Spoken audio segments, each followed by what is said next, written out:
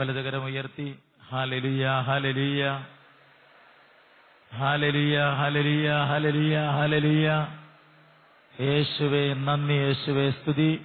കർത്താവേ നന്ദി, കർത്താവേ സ്തുതി. യേശുവേ നന്ദി, യേശുവേ സ്തുതി.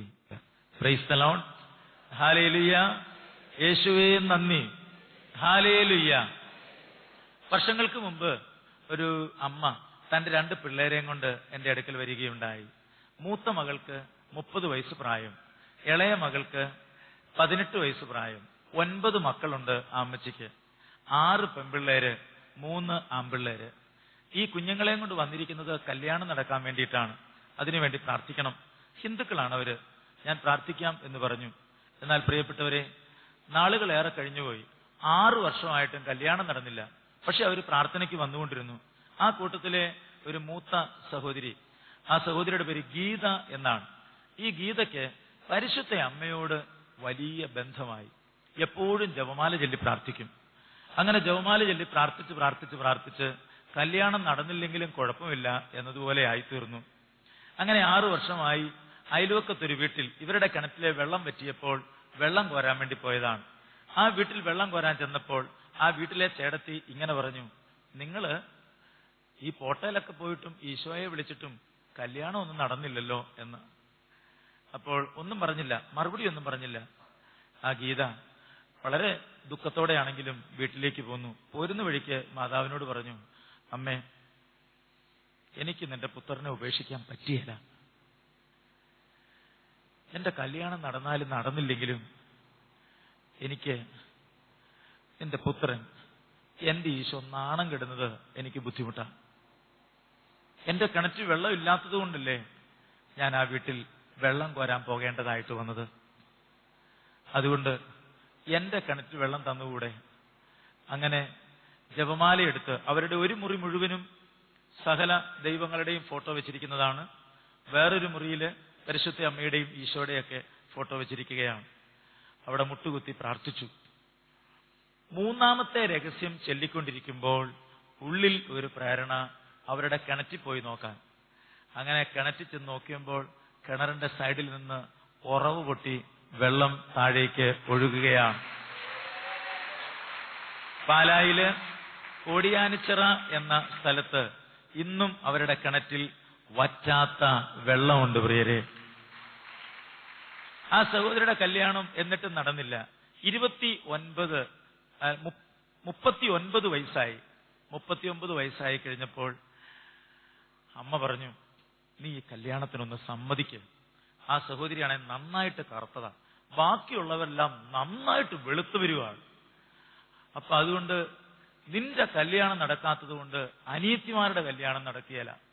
അപ്പോൾ ആ സഹോദരി ഇങ്ങനെ മറുപടി പറഞ്ഞു, എന്റെ കല്യാണം നടന്നില്ലെങ്കിൽ നിങ്ങൾ ബാക്കിയുള്ളവരുടെ കല്യാണം ആലോചിച്ചോ, എനിക്ക് എന്റെ ഈശോയും മാതാവും മതി. അവസാനം അമ്മ പറഞ്ഞു, നീ കല്യാണം കഴിച്ചില്ലേ ഞാൻ ചാകുമെന്ന്. അങ്ങനെ എന്നാ നിങ്ങളുടെ ഇഷ്ടം പോലെ ആയിക്കോട്ടെ എന്ന് പറഞ്ഞു.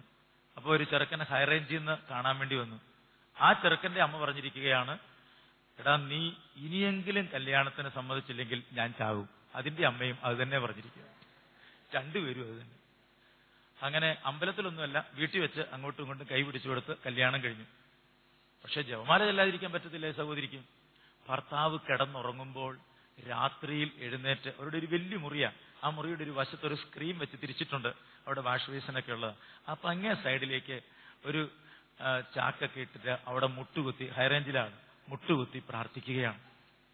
ഭർത്താവ് കിടന്നുറങ്ങുമ്പോഴാണ് എഴുന്നേറ്റ് വന്ന് പ്രാർത്ഥിക്കുന്നത്. എന്നും അങ്ങനെ ചെയ്തുകൊണ്ടിരിക്കുന്നു.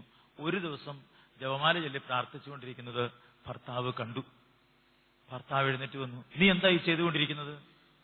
ആ സഹോദരി പേടിച്ചു വിറച്ചു പറഞ്ഞു, ഞാന് ജപമാല ചെല്ലുകയാ, ഞാൻ എങ്ങനെ പ്രാർത്ഥിക്കുക, ഞാൻ പോട്ടെ പണ്ട് പോയിട്ടുണ്ട്, അങ്ങനെ പോയിട്ട് അന്ന് മുതൽ ജപമാല ചെല്ലുന്നതാ, എന്നോട് ദേഷ്യമൊന്നും പെടരുത്.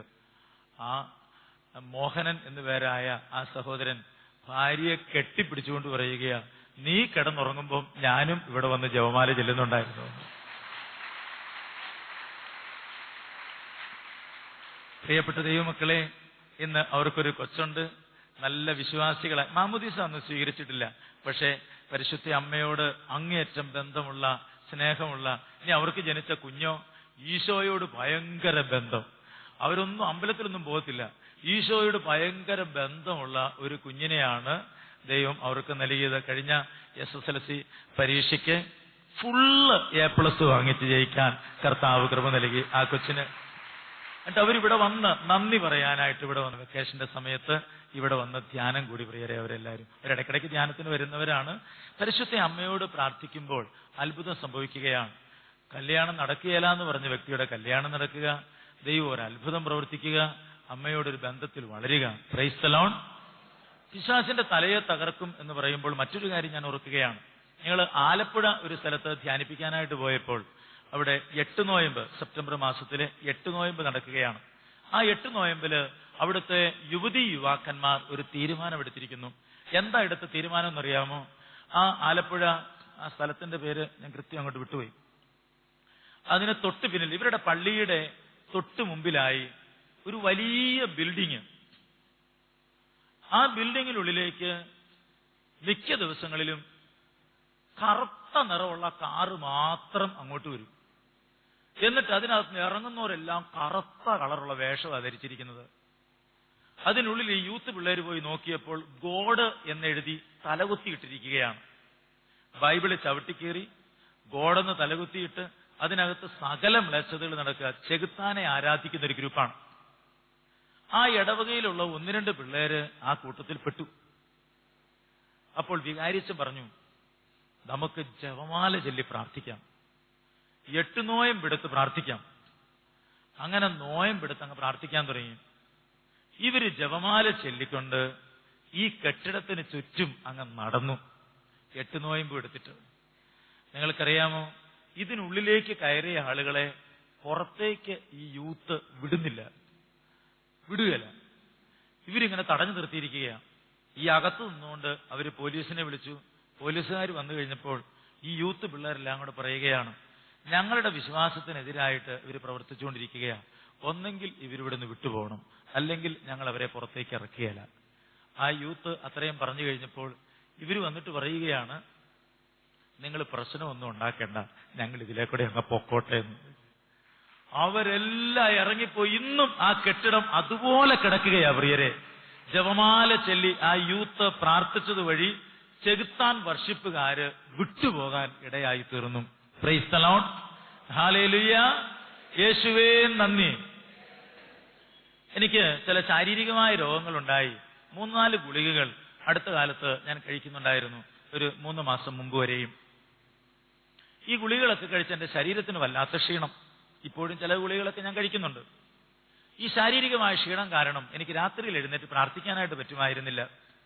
എന്റെ പ്രായത്തിന്റെയാണ്, ചെറുപ്പത്തെ പോലെ പ്രാർത്ഥിക്കാനായിട്ട് പറ്റുകയില്ലല്ലോ, കുഴപ്പമില്ല, അങ്ങനെ മാത്രമാണ് ഞാൻ ചിന്തിച്ചത്. എന്നാൽ അടുത്ത കാലത്ത് വയനാട്ടിൽ ഒരു സ്ഥലത്ത് ഞാൻ ധ്യാനത്തിന് പോയി. അങ്ങനെ ആ ധ്യാനത്തിൽ പങ്കെടുക്കുമ്പോൾ ഒറ്റ പ്രാർത്ഥന എനിക്കുണ്ടായിരുന്നുള്ളൂ, രാത്രിയിൽ ഉണർന്ന് പ്രാർത്ഥിക്കണം. അങ്ങനെ പ്രാർത്ഥിച്ച് ആ ധ്യാനത്തില് അവസാനം കൈവപ്പ് ശുശ്രൂഷ ഉണ്ടായിരുന്നു. അച്ഛൻ എങ്ങനെ വിളിച്ചു പറഞ്ഞു, 2 മണിക്കൂർ നേരം മുട്ടുകുത്തി നിൽക്കണം, ആരും ഇരുന്നേക്കരുത്. ഞാൻ 2 മുട്ടിനും പ്രശ്നമുണ്ട് എനിക്ക്. ഡോക്ടറെ പോയി കണ്ടു. ഡോക്ടർ പറഞ്ഞു, ഇത് പ്രായത്തിന്റെയാ, മാറുകയല്ലെന്ന് പറഞ്ഞു. പിന്നെ ഒരു മാർഗവുമില്ല. ഒത്തിരി പ്രാർത്ഥിച്ചു നോക്കി. നമ്മൾ പ്രാർത്ഥിച്ച് എത്രയോ മുട്ടിന് പ്രശ്നമുള്ളവർ സൗഖ്യപ്പെട്ടിരിക്കുന്നു, എത്രയോ തളർവാദ രോഗികൾ എഴുന്നേറ്റ് വരുന്നു. ഓരോ ചൊവ്വാഴ്ചയും ഇവിടെ ആരാധന നടക്കുമ്പോൾ വീൽ ചെയറിൽ ഇവിടെയുള്ള പ്രേക്ഷിതര് മുമ്പിൽ കൊണ്ടുവന്ന് രോഗികളെ ഇരുത്താറുണ്ട്. പലരും എഴുന്നേറ്റ് സ്റ്റേജിലേക്ക് വരുന്നത് ഞങ്ങൾ കാണാറുണ്ട്. ആ സൗഖ്യത്തിന്റെ കാരണം എന്താണെന്ന് പലരും ചോദിക്കാറുണ്ട്. ഈ തൊട്ടുപുറകിൽ പരിശുദ്ധ കുർബാന എഴുന്നള്ളിച്ച് വെച്ചിട്ടുണ്ട്. അവിടെ മാതാവിന്റെ ഒരു രൂപമുണ്ട്. തൊട്ടടുത്ത് ആ മാതാവിന്റെ അടുത്ത് ചെല്ലും.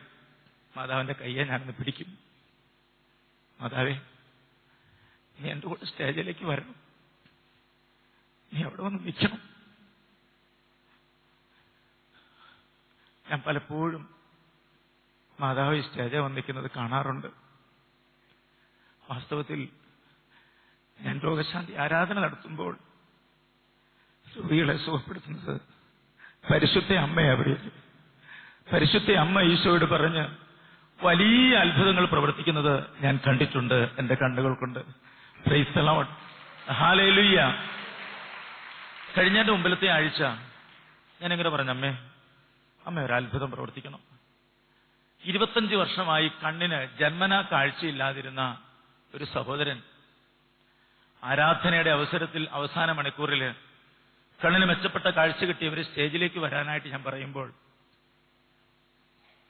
കയ്യെ പിടിച്ച് ധ്യാനഹാളിൽ കൊണ്ടിരുത്തിയ 25 വർഷമായിട്ടും ഈ പ്രപഞ്ചം കണ്ടിട്ടില്ലാത്ത ഒരു സഹോദരൻ പിടിവിട്ട് സ്റ്റേജിലേക്ക് ഓടിക്കയറി വരികയാണ്. പ്രിയപ്പെട്ട ദൈവമക്കളെ, രോഗശാന്തി ഉണ്ടാകുമ്പോഴെല്ലാം എനിക്ക് വലിയ സന്തോഷമാണ്. അമ്മ എല്ലാം ചെയ്യുവാണല്ലോ, അമ്മ കൂടെ നിൽക്കുവാണല്ലോ എന്നോർക്കുമ്പോൾ അങ്ങേയറ്റ സന്തോഷം തോന്നാറുണ്ട്. ചെകുത്താൻ തകരും പ്രിയരെ. പരിശുദ്ധ അമ്മയോട് ചേർന്ന് പ്രാർത്ഥിച്ചാൽ, ഞാൻ ആ ധ്യാനം കഴിഞ്ഞതിന് ശേഷം 2:45 തന്നെ എഴുന്നേക്കും. നേരം വെളുക്കുന്നോടും വരെ പ്രാർത്ഥിച്ചാൽ എനിക്കിപ്പോൾ ക്ഷീണമില്ല. എനിക്കൊരു വലിയ ഉണർവായി.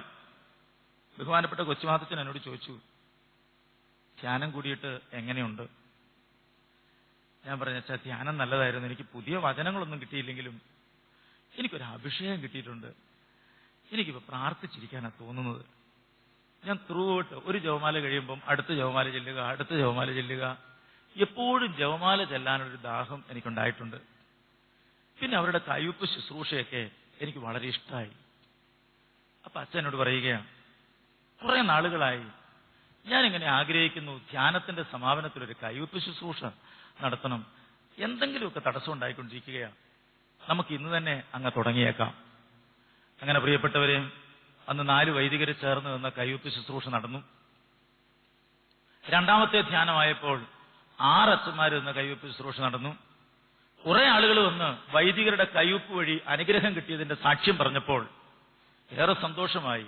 ധ്യാനത്തിന് വരുന്ന ആളുകൾ ഒരു പുരോഹിതന്റെ കൈവപ്പ് കിട്ടാൻ കൊതിക്കുന്നുണ്ട്, ആഗ്രഹിക്കുന്നുണ്ട്. ബഹുമാനപ്പെട്ട കൊച്ചുമാത്തച്ഛൻ ഒറ്റയ്ക്ക് നിന്ന് ആളുകൾക്കെല്ലാം വേണ്ടി പ്രാർത്ഥിക്കാറുണ്ട്, തലയെ കൈവച്ച് പ്രാർത്ഥിക്കാറുണ്ട്.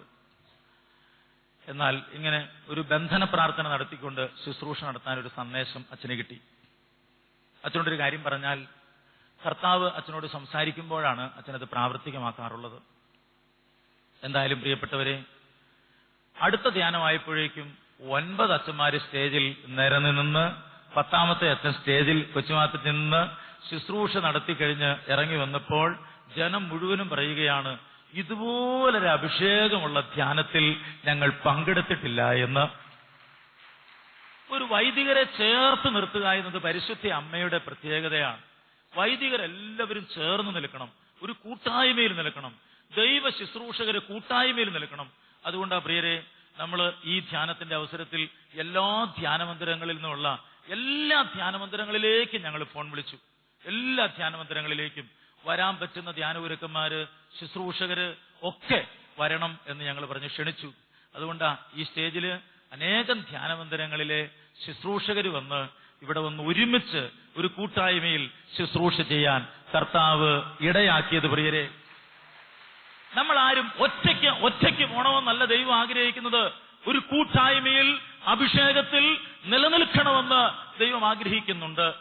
കാലഘട്ടം കടന്നുപോയപ്പോൾ സാത്താൻ മനുഷ്യനെ വഞ്ചിച്ച് കുറെ പേര് പോട്ടക്കാരായി, കുറെ പേര് ഏഴുമുട്ടംകാരായി, കുറെ പേര് അട്ടപ്പാടിക്കാരായി, കുറെ പേര് വാളവനാലച്ചന്റെ ടീമംഗങ്ങളായി. അങ്ങനെ വാളവനാലച്ചന്റെ ടീമിന്റെ ഒരു ധ്യാനം നടക്കുവാണെങ്കിൽ പ്രവർത്തിക്കാൻ കുറെ പേര്, പിന്നെ അട്ടപ്പാടി ടീമിന്റെ ആണെന്നറിഞ്ഞാൽ വാളവനാലച്ചന്റെ ടീമുകൾ മാറി നിൽക്കും. ഇതെങ്ങനെയാ നടക്കുന്നത് കാണട്ടെ എന്ന് പറഞ്ഞ് മാറി നിൽക്കും. അടുത്ത വർഷം പോട്ട ടീമിന്റെ ആണ് ധ്യാനം നടക്കുന്നതെങ്കിൽ ഈ 2 ഗ്രൂപ്പ് മാറി നിന്നിട്ട് ഇനി പോട്ടക്കാർക്ക് വേണ്ടി താല്പര്യമുള്ളവരുണ്ടല്ലോ, അവർക്ക് വേണ്ടി നിൽക്കുന്ന ആരാണ്? ഇങ്ങനെ ഒരു ഭിന്നതയുടെ ദുരാത്മാവ് കടന്നു വന്നിട്ടുണ്ട് പ്രിയരെ. ആ ഭിന്നത മാറിപ്പോകുന്നത് പരിശുദ്ധ അമ്മയോട് ചേർന്ന് നിൽക്കുമ്പോഴാണ്. അമ്മ എല്ലാവരെയും കോർത്തിണക്കി കൊണ്ടുപോകും. ആരെയും അമ്മയ്ക്ക് ഒഴിവാക്കാനായിട്ട് പറ്റുകയില്ല. Price the Lord, hallelujah, hallelujah. ഞാൻ അച്ഛനോട് പറഞ്ഞു, അച്ഛാ, ചില ആളുകളൊക്കെ എന്നോട് പറഞ്ഞു കൈവപ്പ് ശുശ്രൂഷ വഴി ഒത്തിരി പേർക്ക് അനുഗ്രഹം കിട്ടുമെന്ന് പറഞ്ഞപ്പോൾ കൊച്ചുമാച്ചനോട് പറയാം, നീ ധ്യാനം കൂടിയപ്പോൾ ഡിവൈൻ ധ്യാനമന്ദിരത്തിന്റെ ബന്ധനം അഴിഞ്ഞുപോയെന്ന്. Price the Lord. അച്ഛൻ എല്ലാവരുടെയും മുമ്പിൽ വെച്ച് ഒരു തമാശ പോലെയാണ് എന്നോട് അങ്ങനെ പറഞ്ഞതെങ്കിലും ഞാൻ രാത്രി പ്രാർത്ഥിക്കാനിരുന്നപ്പോൾ ഞാനിങ്ങനെ വിചാരിച്ചു, ദൈവമേ, ഞാനെന്ന് പറഞ്ഞ ഒറ്റ വ്യക്തി ധ്യാനം കൂടിയപ്പോൾ ഇത്രയും ബന്ധനം അഴിഞ്ഞെങ്കിൽ ഈ ഡിവൈൻ ധ്യാനമന്ദിരത്തിലുള്ള എല്ലാ ശുശ്രൂഷകരും അങ്ങ് ധ്യാനം അങ്ങ് കൂടി അഭിഷേകം പ്രാപിച്ച് കൃപ സ്വീകരിച്ചെങ്കിലോ എന്നാഗ്രഹിച്ചു. അപ്പോഴാണ് ദൈവം ഒരനുഗ്രഹം വർഷിച്ച് നമ്മുടെ മരിയൻ കോൺഫറൻസ് മരിയോത്സവമാക്കി മാറ്റി ഈ ധ്യാനമന്ദിരത്തിലുള്ള എല്ലാവരെയും അഭിഷേകം ചെയ്തു. പ്രിയരെയും പ്രൈസ് ദി ലോർഡ്, ഹല്ലേലൂയ. നിങ്ങൾക്കറിയാം, ഇവിടെ ശുശ്രൂഷ ചെയ്യുന്ന എല്ലാ സെക്ഷനിലുള്ളവര് ആനന്ദിക്കുകയാണ് ഈ ദിവസങ്ങളില്. എല്ലാ ആഴ്ചയിലും ഡിവൈൻ ധ്യാനമന്ദിരത്തിൽ ധ്യാനം നടക്കുന്നതല്ലേ? ഏതാഴ്ചയിലും ഇവിടെ ധ്യാനമില്ലാത്തത്? 25 വർഷമായി ഒരാഴ്ച പോലും മുടങ്ങാതെ ഈ ധ്യാനമന്ദിരത്തിൽ ധ്യാനം നടക്കുമ്പോൾ 25 വർഷമായി ഇതുപോലൊരു ധ്യാനം ഈ ഡിവൈൻ ധ്യാനമന്ദിരത്തിൽ ഉണ്ടായിട്ടില്ല പ്രിയരെ. അതും മരിയോത്സവമാണ്, അത് സ്വർഗോത്സവമാണ്, അത് ദൈവത്തിന്റെ വെളിപാടാണത്. അത് ദൈവം ചെയ്ത കാര്യമാ പ്രിയരെ. ഹല്ലേലൂയ. ഇന്നലെ ധ്യാനിക്കുന്ന ആളുകൾക്ക് ജപമാലയെല്ലാം ബഹുമാനപ്പെട്ട വൈദികരെ കൊടുത്തു കഴിഞ്ഞപ്പോൾ പ്രേക്ഷിതരെല്ലാം ഓടി വരിക, ഞങ്ങൾക്കില്ലേ, ഞങ്ങൾക്കില്ലേ, ഞങ്ങൾക്കില്ലേ. ഇന്ന് പ്രേക്ഷിതർക്ക് വൈകുന്നേരം പ്രത്യേകമായി കുർബാന ചൊല്ലി ബഹുമാനപ്പെട്ട അച്ഛന്മാര് പ്രേക്ഷിതർക്ക് ഓരോരുത്തർക്കും ജപമാല കൊടുക്കുക. ഈ പ്രേക്ഷിതരെല്ലാം ഓടി വരികയാ. ഇതിനു മുമ്പ് ഇവിടെ ജപമാലയൊക്കെ കൊടുത്തിട്ടുണ്ട് പ്രിയരെ. ഇന്ന് എല്ലാവർക്കും ജപമാല സ്വീകരിക്കാന്ന് പറഞ്ഞാൽ അമ്മയെ സ്വീകരിക്കാനുള്ള ദാഹത്തോടെ ശുശ്രൂഷയിൽ അവർക്ക് പങ്കെടുക്കാൻ പറ്റിയിട്ടില്ല. കാരണം ഒരു പ്രസ്സിലൊക്കെ ജോലി ചെയ്യുന്നവരാണ്. നമുക്ക് ആഹാരം ഉണ്ടാക്കി തരണ്ടേ അവര്? ആഹാരം ഉണ്ടാക്കി തരുന്നവരും പ്രസ്സിൽ ജോലി ചെയ്യുന്നവരും ശുശ്രൂഷകരും പ്രേക്ഷിതരുമായിട്ടുള്ള ആളുകൾക്ക് ഈ ധ്യാനത്തിൽ പങ്കെടുക്കാൻ പറ്റാത്തതിന്റെ സങ്കടവും പ്രയാസവും വിഷമവും ഒക്കെ ഉണ്ട്. അവർക്ക് വേണ്ടി നമ്മൾ പ്രാർത്ഥിക്കണം. അങ്ങനെ പ്രിയപ്പെട്ടവരെ, എല്ലാവരും അഭിഷേകം കൊണ്ട് നിറഞ്ഞ ഒരു ധ്യാനം ദൈവം നമുക്ക് തന്നതിനെ ഓർത്ത്, പരിശുദ്ധ അമ്മ എല്ലാവർക്കും നിറച്ചു കൊടുത്തതിനെ ഓർത്ത് നമുക്ക് ഒരു നല്ല കയ്യടി അമ്മയ്ക്കും ഈശോയ്ക്കും നമുക്ക് സമർപ്പിക്കാം.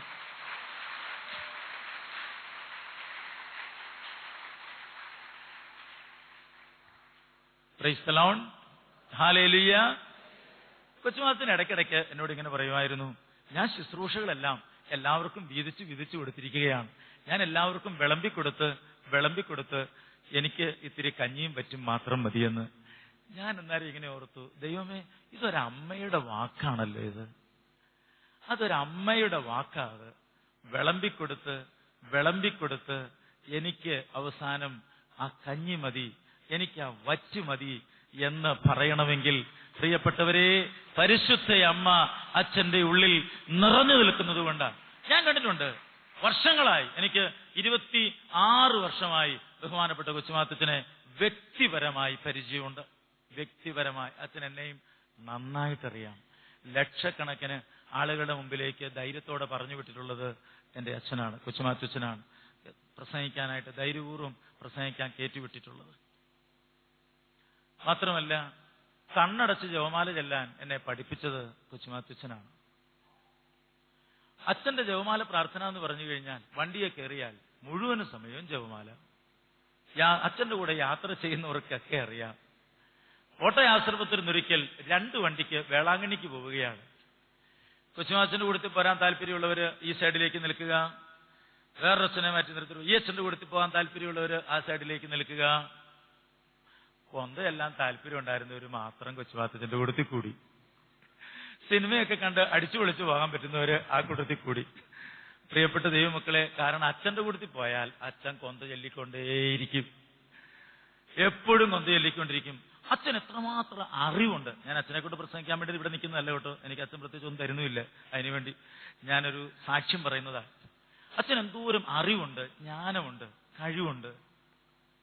1 മണിക്കൂർ നേരം പ്രസംഗിക്കാൻ അത്രയും പ്രാർത്ഥിച്ചൊരുങ്ങേണ്ട കാര്യമുണ്ടോ? ഒരു 4 ജപമാല, 3 ജപമാല ഒറ്റയ്ക്ക് ചൊല്ലിയും 1 ജപമാല ടീമിൽ വന്ന് പുറകിൽ വന്നിരുന്ന ചൊല്ലി അതിനുശേഷമാണ് ബഹുമാനപ്പെട്ട കൊച്ചുമാത്തച്ഛൻ സ്റ്റേജിലേക്ക് വരാറുള്ളൂ. നായിക്കമറമ്പച്ചൻ പണ്ട് ഞങ്ങളോട് പറഞ്ഞിട്ടുണ്ട്, 3 ജപമാല ചൊല്ലി, അന്ന് പ്രകാശത്തിന്റെ രഹസ്യമായിട്ടില്ല, 3 ജപമാല ചൊല്ലി സ്റ്റേജിൽ പ്രസംഗിക്കാൻ കയറിയാൽ പ്രസംഗിക്കുന്ന വിഷയം മാറിപ്പോവുകയില്ല. Praise the Lord, hallelujah. ഇല്ലെങ്കിൽ ദൈവസ്നേഹത്തെ തുടങ്ങിയാൽ, ആരംഭിക്കുന്ന ദൈവസ്നേഹം പറയാനാ കയറുന്നത്. പക്ഷേ ദൈവസ്നേഹം പ്രസംഗിച്ചു തുടങ്ങുമ്പോൾ അതിനകത്ത് സഹനത്തെക്കുറിച്ച് പ്രസംഗിക്കും, പാപത്തെക്കുറിച്ച് പ്രസംഗിക്കും, ക്ഷമയെക്കുറിച്ച് പറയും. അവസാനം പ്രേക്ഷിത വേലയും കൂടെ പറഞ്ഞിട്ടേ ആളിറങ്ങുള്ളൂ. Price the Lord. ദൈവസ്നേഹം എന്ന വിഷയം കൈകാര്യം ചെയ്യണമെങ്കിൽ ദൈവത്തിന്റെ പരിശുദ്ധാത്മാവ് പരിശുദ്ധ അമ്മയോട് ചേർന്ന് നമ്മുടെ ജീവിതത്തിലേക്ക് കടന്നു വരുമ്പോൾ നമുക്ക് വളരെ വ്യക്തമായി സംസാരിക്കാനുള്ള അഭിഷേകം കിട്ടുകയാണ്. Price the Lord. Hallelujah. Stefano Gopi ബഹുമാനപ്പെട്ട അച്ഛൻ ഒരു സന്ദേശം പരിശുദ്ധ അമ്മയിലൂടെ നൽകിയത് മാതാവിന്റെ വിമല ഹൃദയത്തിൽ സമർപ്പിക്കപ്പെടുകയും അതനുസരിച്ച് ജീവിക്കുകയും ചെയ്യുന്ന ഓരോ വ്യക്തിക്കും വിശ്വാസത്തിന്റെയും പരിശുദ്ധിയുടെയും ആഴമേറിയ കൃപ ലഭിക്കുന്നു. ഏതൊരു സാഹചര്യത്തിലും ഒരമ്മയേക്കാൾ ഉപരി നമ്മെ സഹായിക്കുവാൻ മാതാവ് നമ്മുടെ അരികിലുണ്ട്. നമ്മൾ ജീവിക്കുന്ന ഈ കാലയളവിന്റെ അനിശ്ചിതത്വത്തിലും വ്യക്തിപരമായ സഹനങ്ങളിലും അവൾ ഒരു സുരക്ഷിതത്വ ബോധം നമുക്ക് നൽകുന്നു. Price the Lord. ഹല്ലേലൂയ. പ്രിയപ്പെട്ട ദൈവമക്കളെ, എല്ലാ മാസവും, വർഷത്തിലെ എല്ലാ മാസവും പരിശുദ്ധ അമ്മയുടെ തിരുനാളുണ്ട്. ഡിസംബർ 8 അമലോത്ഭവ മാതാവിന്റെ തിരുനാളാണ്. ഡിസംബർ 8 അമലോത്ഭവ മാതാവിന്റെ തിരുനാളാണ്. തിരുനാൾ ദിവസം ശ്രദ്ധിക്കുക, തിരുനാൾ ദിവസം കുമ്പസാരിച്ച് വിശുദ്ധ കുർബാന സ്വീകരിച്ച് ഒരു സ്വർഗസ്ഥനായ പിതാവും ഒരു നന്മ നിറഞ്ഞ മറിയമേയും ഒരു ത്രിത്വസ്തുതിയും മാർപ്പാപ്പയുടെ നിയോഗാർത്ഥം കാഴ്ചവെച്ചാൽ പൂർണ്ണ ദണ്ഡവിമോചനം കിട്ടുമെന്ന് കത്തോലിക്കാ സഭ പഠിപ്പിക്കുന്നു. പാപം ക്ഷമിക്കപ്പെട്ടാലും പാപക്കടങ്ങൾ കിടപ്പുണ്ട്. ഈ പാപക്കടങ്ങൾ വീട്ടപ്പെടണമെങ്കിൽ നമുക്ക് ദണ്ഡവിമോചനം ലഭിച്ചുകൊണ്ടേയിരിക്കണം. Praise the Lord. നമുക്കും മരണം വഴി വേർപിരിഞ്ഞു പോയവർക്കും ദണ്ഡവിമോചനം കിട്ടണം. Hallelujah, hallelujah. സെപ്റ്റംബർ 8 പരിശുദ്ധ മറിയത്തിന്റെ ജനന തിരുനാളാണ്. സെപ്റ്റംബർ 8 ജനന തിരുനാളാണ്. നവംബർ 21 പരിശുദ്ധ അമ്മയുടെ സമർപ്പണ തിരുനാളാണ്. നവംബർ 21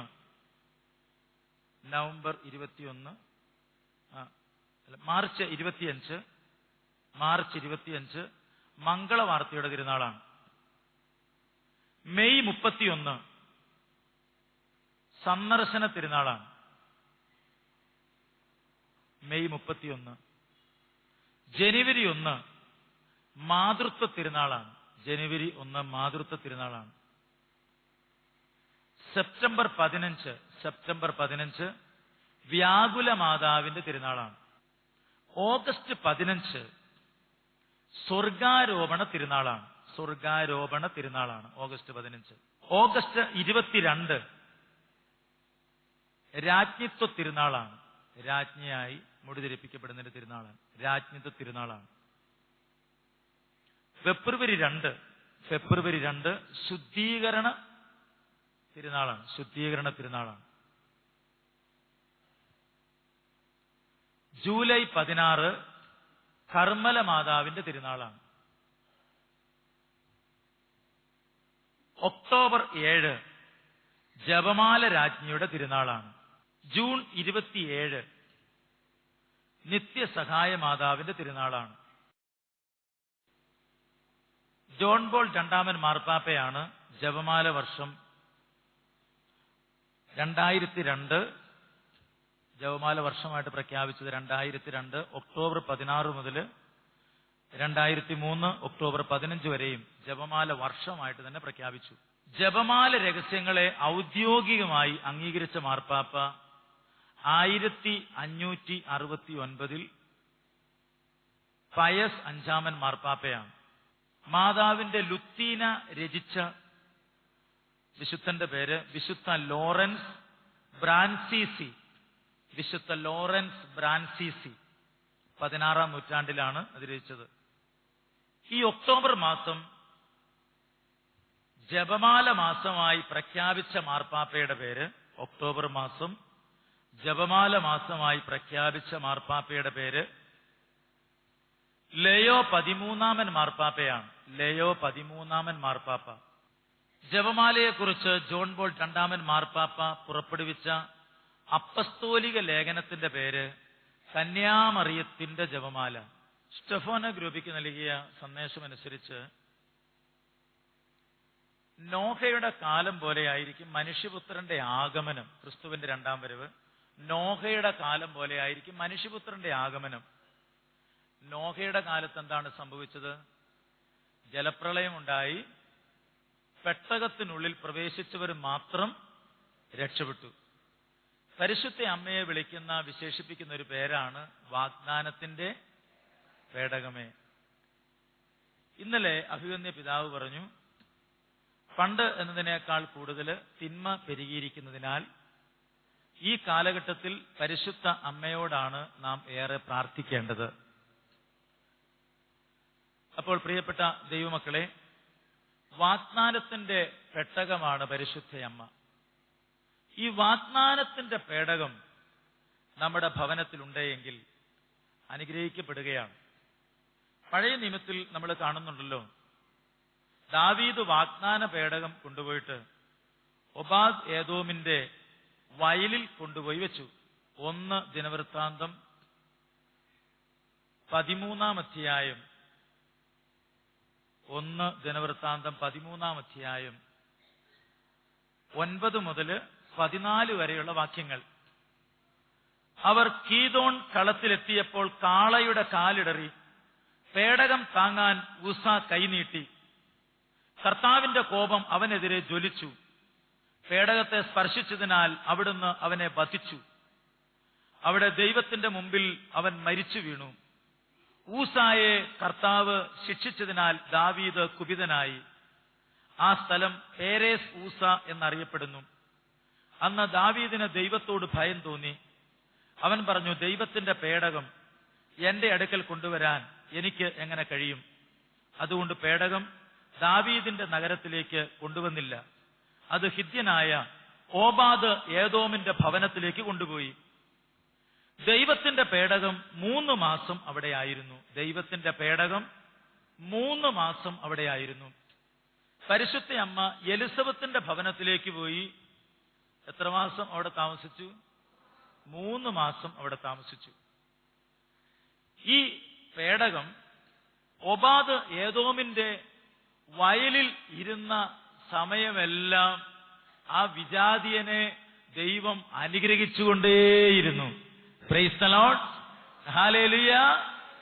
അവസാനം ദാവീദ് വന്ന് ആ പേടകം എടുത്തുകൊണ്ട് പോവുകയാണ്. 3 മാസം അവിടെ ഇരുന്നു. കർത്താവ് ഒബാദ് ഏദോമിന്റെ കുടുംബത്തെയും അവനുണ്ടായിരുന്ന സകലതിനെയും അനുഗ്രഹിച്ചു. സകലതിനെയും അനുഗ്രഹിച്ചു. ഒരാൾ ധ്യാനത്തിന് വരുന്നത് എന്താ? അനുഗ്രഹം കിട്ടുക എന്നുള്ള ലക്ഷ്യത്തോടു കൂടിയാണ്. അനുഗ്രഹം കിട്ടാനുള്ള ഏറ്റവും എളുപ്പ വഴിയാണ് പരിശുദ്ധ അമ്മയോട് ചേർന്ന് നിൽക്കുക എന്നത്. ഹല്ലേലൂയ. പരിശുദ്ധ അമ്മയോട് ചേർന്ന് നിന്നാൽ നമുക്കും അനുഗ്രഹം കിട്ടും, മറ്റുള്ളവർക്കും അനുഗ്രഹം കിട്ടുന്നു.